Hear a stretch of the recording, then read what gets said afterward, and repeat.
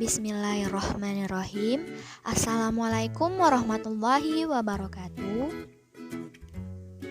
Hai, kami dari kelompok 13 yang beranggotakan Hilda Ariski dan Merlin Hidayatul. Di sini kami akan menyampaikan materi tentang ikatan kimia dan struktur molekul. 1. Molekul polar, 2. Ikatan kimia yang lain, 3. Aplikasi dalam kehidupan sehari-hari secara saintifik dan perspektif Al-Quran.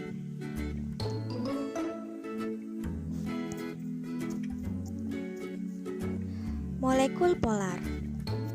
Dalam kimia, polaritas atau kepolaran adalah pemisah muatan listrik yang mengarah pada molekul atau gugus kimia yang memiliki momen listrik dipol atau multipol.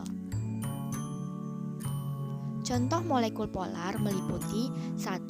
Air H2O, 2. Amonia NH3, 3. Sulfur dioksida SO2, 4. Hidrogen sulfida H2S, dan yang kelima etanol C2H6O. Selanjutnya yaitu ikatan kimia yang lain. Ikatan kimia adalah interaksi yang menjelaskan hubungan antara atom sehingga menjadi molekul ion kristal dan spesies yang stabil lainnya. 1. Ikatan ion. Ikatan ion terbentuk akibat adanya melepas atau menerima elektron oleh atom-atom yang berikatan. Atom-atom yang melepas menjadi ion positif, sedangkan atom-atom yang menerima elektron menjadi ion negatif.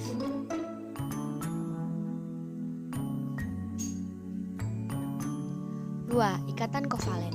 Ikatan kovalen terjadi karena pemakaian bersama pasangan elektron oleh atom-atom yang berikatan. Pasangan elektron yang dipakai bersama disebut pasangan elektron ikatan, dan pasangan elektron valensi yang tidak terlibat dalam pembentukan ikatan kovalen disebut pasangan elektron bebas. Berdasarkan jumlah PeI-nya, ikatan kovalen dibagi menjadi 3. 1. Ikatan kovalen tunggal, 2. Ikatan kovalen rangkap 2, 3. Ikatan kovalen rangkap 3. Berdasarkan kepolaran ikatan kovalen dibagi menjadi 2. Yang pertama, ikatan kovalen polar, yang kedua, ikatan kovalen non-polar. Yang ketiga, ikatan logam. Ikatan logam adalah ikatan kimia yang terbentuk akibat penggunaan bersama elektron-elektron valensi antara atom-atom logam. Contoh logam besi, seng, dan perak.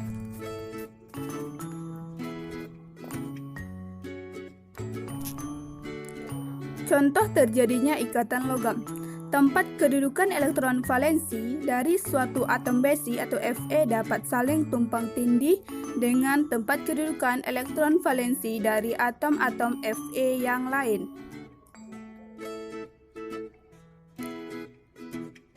Adanya ikatan logam menyebabkan logam bersifat, yang pertama, pada suhu kamar berwujud padat, kecuali Hg. Yang kedua, keras tapi lentur atau dapat ditempa. Yang ketiga, mempunyai titik didih dan titik leleh yang tinggi. Yang keempat, penghantar listrik dan panas yang baik. Yang kelima, mengilap. Aplikasi dalam kehidupan sehari-hari secara saintifik dan perspektif Al-Quran.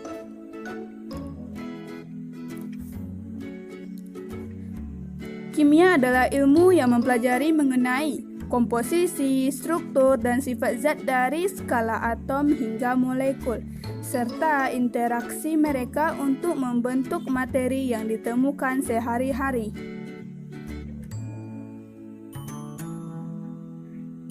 Salah satu ayat yang berhubungan dengan kimia adalah Quran Surah Al-Anbiya ayat 30 yang menjelaskan asal-muasal unsur kimia.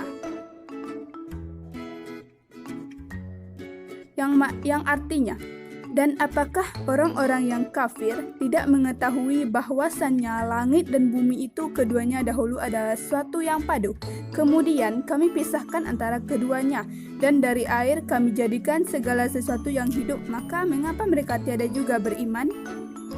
Penciptaan alam semesta, atom, dan kesetimbangan alam pasti bersesuaian dengan Al-Quran.